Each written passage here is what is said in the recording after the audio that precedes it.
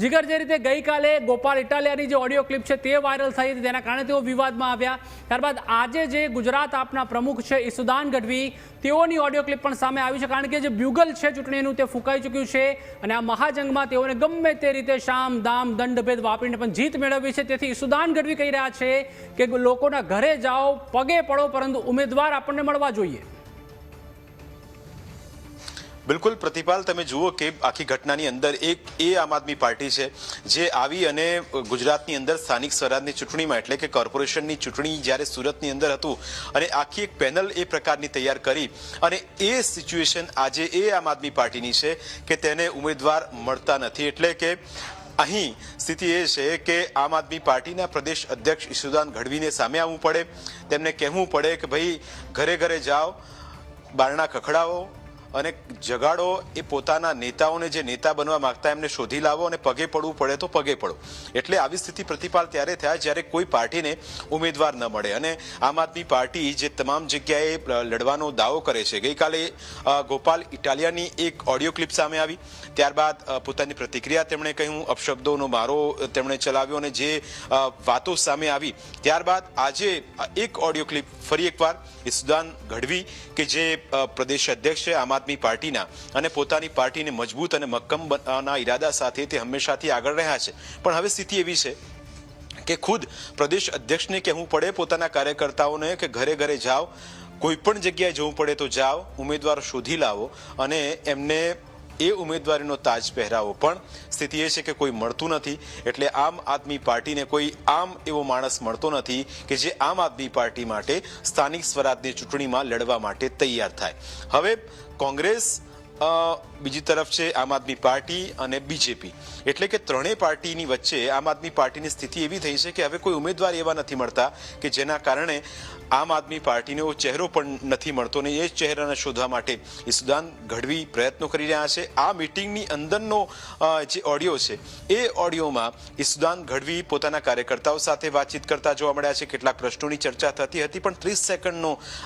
એ audio છે જે આમ આદમી પાર્ટીની અંદરથી જ વાયરલ થયો. એટલે કે હવે વાયરલ થયો છે તો વાત તો થઈ છે અને અવાજ ઈસુદાન ગઢવીનો સ્પષ્ટપણે આપણને સાંભળવા પણ મળે છે. એટલે કે હવે સ્થિતિ એ ઊભી થઈ છે કે આમ આદમી પાર્ટી જ્યારે સ્થાનિક સ્વરાજની ચૂંટણીમાં ઐતિહાસિક જીતના જ્યારે દાવા કરતા હોય અથવા તો પોતાની ટીમને વધુ મજબૂત અને મક્કમ બનાવવાની વાતો કરતા હોય, એ સંદર્ભમાં ઈસુદાન ગઢવીની આ ઓડિયો ક્લિપ જે વાત પરથી એટલું સ્પષ્ટ બતાવે છે, કારણ કે આજે 8 તારીખ થઈ અને હવે ઇલેક્શનને ફક્ત થોડા જ દિવસો બાકી છે અને 26મી તારીખે જ્યારે મતદાન થવાનું છે, 28મી પરિણામ છે અને એ દિવસો દરમિયાન જ્યારે પ્રદેશ અધ્યક્ષને ખુદ કહેવું પડે કે ભાઈ ઉમેદવાર શોધી લાવો, ટિકિટ કોને આપવી એ હજુ નક્કી નથી. એટલે હવે કેવી રીતે આમ આદમી પાર્ટી જે આમ જનતાની પાર્ટી હોવાનો દાવો કરે છે, આમ જનતાની પાર્ટી બની રહેશે કે નહીં, કે પછી આ વખતની સ્થાનિક સ્વરાજની ચૂંટણીમાં આમ આદમી પાર્ટીનું ફીંડલું વળી જશે. એક શબ્દ ઈસુદાનની આ જે ઓડિયો ક્લિપ છે તેની અંદર એ પહેલો પ્રતિપાલ તમે સાંભળો, એ 4-5 સેકન્ડની અંદર કહે છે કે વિસાવદરનું જે પિકઅપ હતું એ પૂરું થઈ ગયું છે. એટલે કે વિસાવદર તમે જીતી લીધી, એ ભલે જીત્યા, પણ હવે સ્થાનિક સ્વરાજની ચૂંટણીઓ પણ છે જે સ્થાનિક લેવલે જીતવાની હોય અને સ્થાનિક લેવલે જ્યારે પાર્ટી મજબૂત બનશે ત્યારે એ આગળ વધશે. પણ સ્થિતિ એવી છે કે હવે આમ આદમી પાર્ટીને કોઈ મળતું નથી, ન ઉમેદવાર મળે છે, ના એવો ચહેરો મળે છે કે જેના થકી એ પોતાનો ચહેરો અહીં ઉતારે, પોતાનું અસ્તિત્વ જમાવવાનો પ્રયત્ન કરે. અને આમ આદમી પાર્ટી જે રીતે પ્રયત્ન કરી રહી છે જોતા એટલું ચોક્કસ કહી શકાય પ્રતિપાલ, કારણ કે સુરત મ્યુનિસિપલ કોર્પોરેશનની અંદર એક આખી પેનલ બને છે અને સમય જતાં એ ચહેરાઓ જ્યારે આમ આદમી પાર્ટીમાંથી છૂટા પડે છે અને ફરી એક વખત એ જે તે જગ્યાએ સેટ થઈ જાય છે. એટલે કે હવે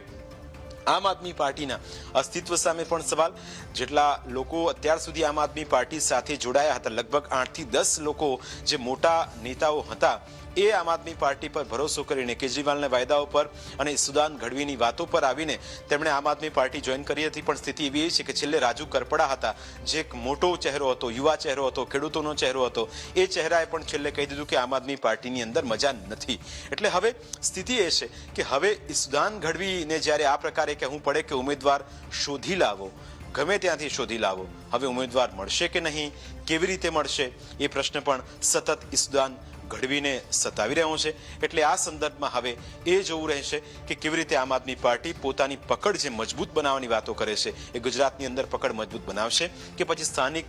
જે ચૂંટણીઓ છે એની અંદર કોર્પોરેશન હોય નગરપાલિકાની જેટલી પણ ચૂંટણી છે એ ચૂંટણીની અંદર શું કોઈ ઉમેદવાર આમ આદમી પાર્ટીને મળે છે કે નહીં એ પણ સમય બતાવશે। પ્રતિભા જી આભાર જીગર સમગ્ર માહિતી સાથે જોડાવા બદલ।